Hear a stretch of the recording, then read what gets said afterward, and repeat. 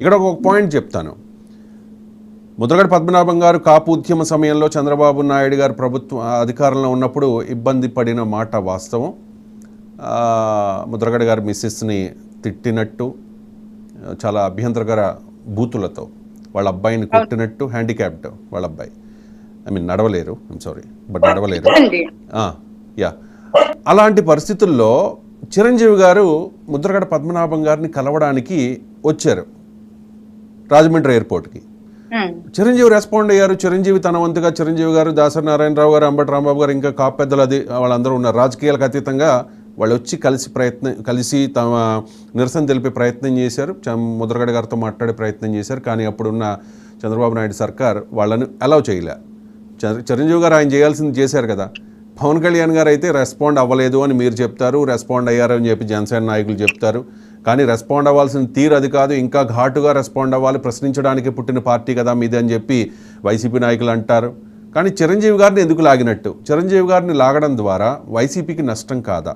అంటే ఇది నేను ముందు జరిగింది నేను వినలేదండి. చిరంజీవి గారిని ఇందులోకి లాగారు అన్న విషయం ఇప్పుడు మీరు చెప్తుంటే తెలుస్తుంది. అంటే ముద్రగడ పద్మనాభం గారు మాట్లాడిన దానిలో చిరంజీవి గారి కుమార్తె శ్రీజ ప్రస్తావన కూడా తీసుకొచ్చారు. నాగబాబు గారు కుమార్తె నిహారిక అంశాన్ని కూడా తీసుకొచ్చారు. ఓకే, పవన్ కళ్యాణ్కి అలా సెట్ అయిందని ఆయన ఎన్నోసార్లు చెప్పుకునే ప్రయత్నం చేశారు. కానీ వైసీపీ నాయకులు విమర్శలు చేస్తూనే ఉంటారు. ఓకే, పెళ్ళాల అంశం తీసుకొచ్చారు కాస్త పరిధి దాటి. కానీ శ్రీజ అంశాన్ని, నిహారిక అంశాన్ని కూడా ఎందుకు తీసుకురావాలి?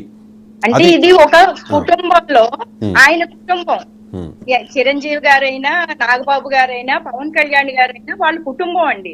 వారి కుటుంబంలో అంటే ఆయనకి బాధ కలిగింది. ఆ బాధలో వచ్చిన మాటలండి. కుటుంబంలో వ్యక్తుల్ని లాగితే నీ కుటుంబంలో లేరా అని చెప్పి ఆయన అడుగుతున్నారు. ఆయనకి బాధ కలిగింది. తను ఎప్పుడూ రాంది కూతుర్ని అలాగే స్టేజ్ మీదకి చూపించేటప్పటికి బాధ కలిగింది. అందుకని మాట్లాడి ఉండొచ్చు. రైట్. అరుణ్ గారు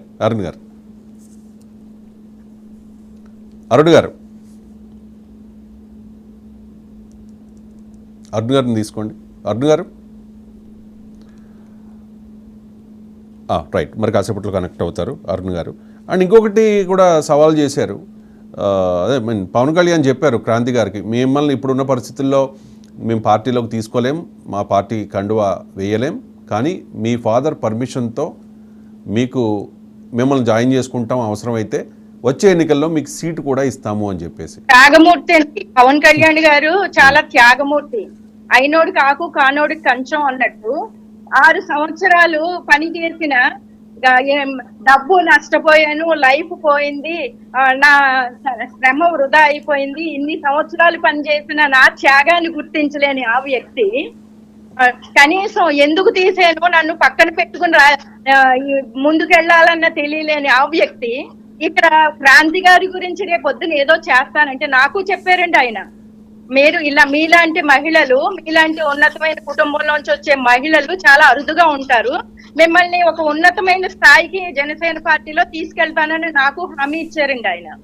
కానీ ఇచ్చిన హామీలన్నీ తుంగలో తొక్కి నన్ను ఇన్ఛార్జిగా తొలగించినప్పుడే ఆయన ఏ మాట మీద నిలబడడు, నిలకడలేని మనిషి, ఈ రోజు మాట్లాడిన మాట రేపు మాట్లాడరు అన్నది చాలా స్పష్టంగా అందరికీ అర్థమైంది.